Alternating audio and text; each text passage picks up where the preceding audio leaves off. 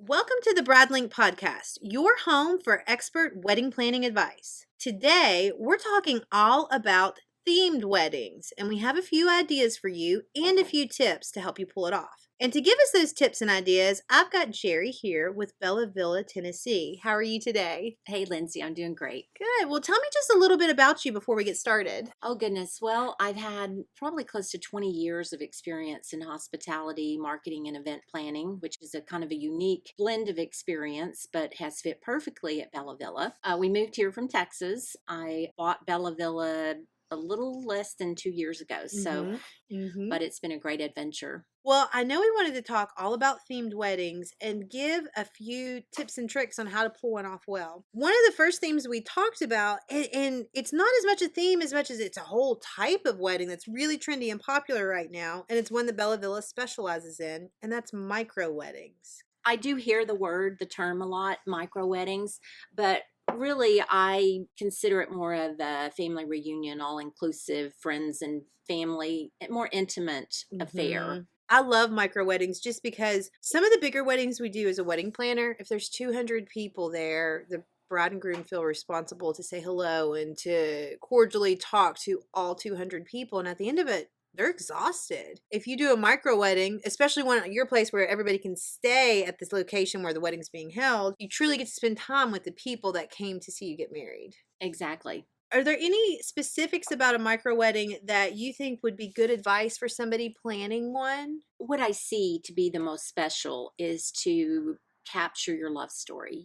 How did you meet? What are your interests? What are your hobbies? What do you and your friends do? Mm-hmm. And that way, people are interactive, they're engaged, they're looking forward to it. It's fun and exciting. They leave saying, that was so them and so Mm-hmm. much fun. Yeah, a tip that I have, and it might be that I'm partial to it just because we live in the Smokies and we do destination weddings all the time, but it's to take your micro wedding and do destination micro wedding. Oh, absolutely. Yes. That way nobody's upset that they didn't get invited because it's just close family and friends. So if the 199th person on your list doesn't get an invitation, they understand because you're going out of town anyway. It's just family and friends involved.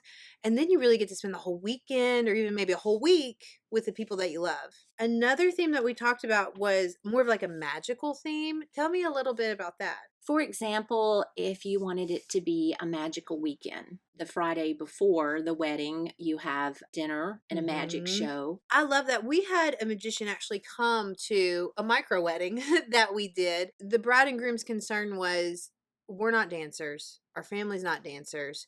We're going to get married. We're going to eat. That's great. But what do we do for the other 2 hours at the end of the event? Because we're not going to dance. And what they came up with is they had a magician come to the wedding. They didn't want it to be like a show. So he wasn't all focused on him, the magician up at the stage or anything. Instead, what he did is he walked around and did hand tricks. He was probably there for like an hour to an hour and a half. And it was the favorite thing. Kids that were there absolutely loved it. And it also kept the kids occupied. So I loved it too.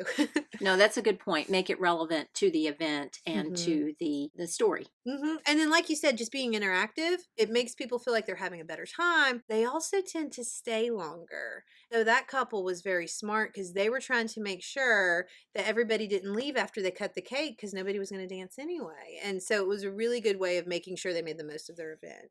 I know you had another event that was doing a Gatsby theme. Tell me about that. Well, since it's 2020, they are capturing 20s vibe. We are going all out with gold and black, music and lighting and very elaborate to the theme, but not over the top. And people are wearing theme costumes, dresses and things like that. That's a good tip, is to get your guests involved, and maybe if the theme goes far enough, have them dress up. But you got to tell them early, yes. So that way they well, know. They put their save the date out with a little hint to what's happening. So I think it'll be fun. And since that era was the prohibition and speakeasies and things like that, we're doing wedding cake moonshine and Yeah, I think nature. that's great. We had another wedding where this wasn't a theme that we talked about, but we're in Tennessee, we're in the mountains.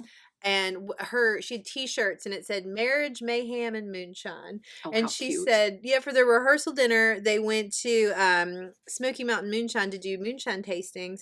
And she didn't plan this, but her guests ended up all buying moonshine there, and then they all brought it to the wedding the next day. So I thought that was a neat little theme for a very lighthearted rehearsal dinner where they sampled moonshine and then they ended up drinking some of it the next day at the wedding. Another theme that we talked about was a Game of Thrones theme, which it's not as popular now just because the show is over, but I still see like a medieval theme or a Game of Thrones theme pop up every once in a while. We did have a Nordic Christmas, which was a play on that, but Mm-hmm. not exactly the Game of Thrones. So very elegant, some accents, like fur drape on his suit and things like that. But one of the things that we used to do in marketing is just kind of finding a flavor Mm-hmm. for the business or the brand. And so the same with the bride. If the bride is a bohemian hippie kind of girl or guy, Mm-hmm. to play on that theme is fun. If they're preppy and a tennis player, it's just depending on what their style and personality Yeah. might be to look closer at what would be So best. the theme can really represent you.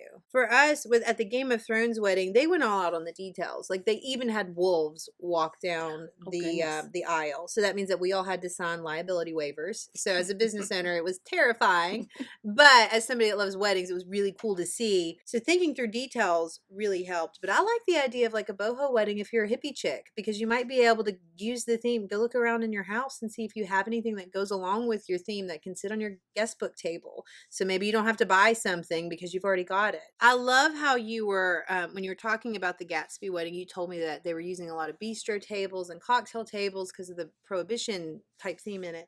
And I like how you need a table anyway. So you might as well make it a table that goes along with the theme. Or, for example, if you wanted to set up by the gazebo outdoor, instead of traditional folding chairs, putting some couches and seats and chairs and Mm, more of a relaxed yes, for like a seating vintage arrange, theme. I a love vintage when they theme. do that. I've had country girls do hay bells Mm-hmm. too for ceremony seating. And I really like that as well. And actually the hay bells ended up being cheaper than renting chairs. So that was a What fun. bonus. Yeah.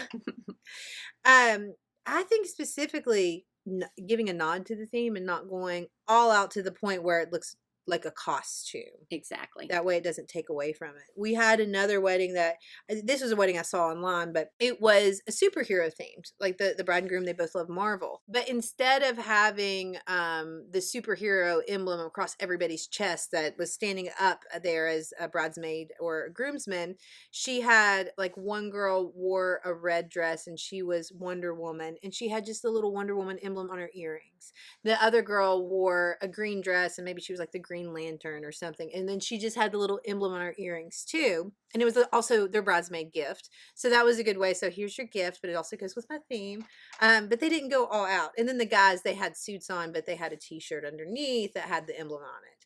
So I thought that was a creative way of tying everything in versus everybody's in a super hero costume and we've completely overdone it. Exactly. That's a perfect example of a nod to the theme. Yeah, because you want to be able to look back at the pictures and not say, oh gosh, what were we doing? Something else you said that I thought was so important was giving it the time and effort that's needed. Can you expand on that a little bit? Well, I don't see themed weddings or micro weddings as necessarily a way to just throw some things together and make it Mm-hmm. happen. If you've got a planner or if you want to think through it and put the Mm-hmm. necessary time, energy, and budget together to make it happen. Right. And then the advice I would give if you find out close to the end that you don't have the time, money, or effort to do it, just don't. These adorable little favors, and they're going to cost $6 a piece and take 3 hours for you to make, and you're already stressed about your event. You haven't ordered the materials yet. Just don't do it. Don't stress yourself out, and people won't notice that those favors weren't there. Exactly. Go with the flow. Yeah. So if somebody was interested in planning a themed wedding or a micro wedding at your facility, where can they find you? We're on Facebook, Bella Villa, Tennessee. And then the website is bellavillabb.com, like bed and breakfast. As I mentioned, we are unique in the land of logs. We're a modern country estate with 5 acres of beautiful gardens and lawns. and the bed and breakfast that can accommodate up to 32 Mm-hmm. overnight. So So they that's can stay there, have the whole house to themselves. It's I don't even want to call it a house. It's almost like a mansion because it's so big. But and then go out on the gazebo and get married in the lawn. They have the whole private estate. exactly. I love that. And then especially if you're doing a micro wedding, you're coming for vacation and you want to be with your friends and family the entire time, everybody can just stay together. Exactly. And we have preferred vendors of every type, from balloon artists Oh, to cigar rolling to you name it. We can find anyone in the area, craftsmen and of course reputable vendors and cake makers and anything awesome. you need. For more planning advice, I really appreciate you coming today and giving us all this great advice. It was a pleasure. I enjoyed it. Awesome. And if you are following us, you can check out Bella Villa, Tennessee online and check with Jerri to see if they're available on your wedding date. And for more expert wedding planning advice, you can follow us at The Bride Link.